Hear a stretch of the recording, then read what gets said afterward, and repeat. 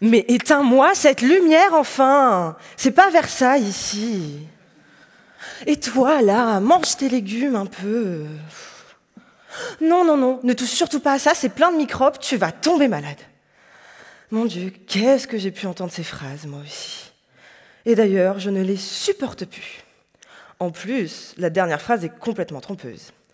Elle m'a fait croire pendant des années que ces microbes, connus plus précisément sous le nom de micro-organismes, sont mauvais pour notre santé.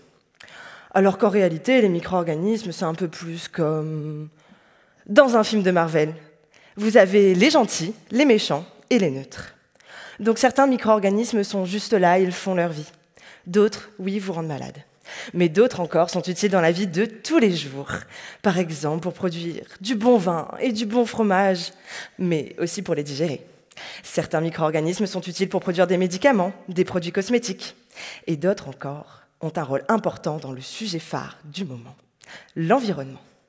Saviez-vous que certains micro-organismes possèdent le super pouvoir de produire de l'hydrogène ? Oui, l'hydrogène, cette énergie alternative moins polluante que les énergies fossiles. Et dans le cadre de ma thèse, j'utilise cette capacité non seulement pour produire de l'énergie verte, mais aussi pour dépolluer les eaux usées de l'industrie laitière, c'est-à-dire les restes de lait et de fromage des cuves de production. Mais vous savez ce qui est encore plus fort qu'un micro-organisme qui produit de l'hydrogène ? Une équipe de micro-organismes qui produisent encore plus d'hydrogène. Alors, je sais ce que vous allez me dire. Mais Yomi, c'est facile. Il suffit de prendre plusieurs micro-organismes qui produisent de l'hydrogène, de tous les mettre ensemble et le tour est joué. Mais non, non, non, ce n'est pas si simple. Comme pour notre équipe de super-héros, il faut que ces organismes, tout d'abord, soient capables de survivre dans l'environnement dans lequel on va les mettre. Ensuite, il faut que ces individus soient aussi capables de travailler ensemble, ou tout du moins de se tolérer. Et cela nécessite en général que ces individus aient des capacités complémentaires.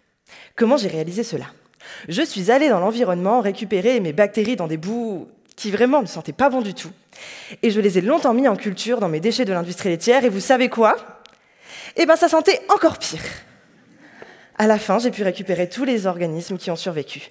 Je les ai rangés dans des cases bien distinctes et j'ai pu aller chercher ceux qui m'intéressaient pour tester différentes combinaisons de micro-organismes. Et en fait, entre vous et moi, j'ai trouvé, je pense, mon équipe de mini-Avengers qui va pouvoir m'aider. Donc, si l'on récapitule, les industries laitières vont produire de quoi nous nourrir, mais leurs déchets seront traités par ma communauté microbienne qui va nous produire de l'hydrogène qui sera réinjecté sous forme d'énergie dans les industries initiales. Comme quoi, vous voyez, dans le fond, il y a du bon dans ces microbes.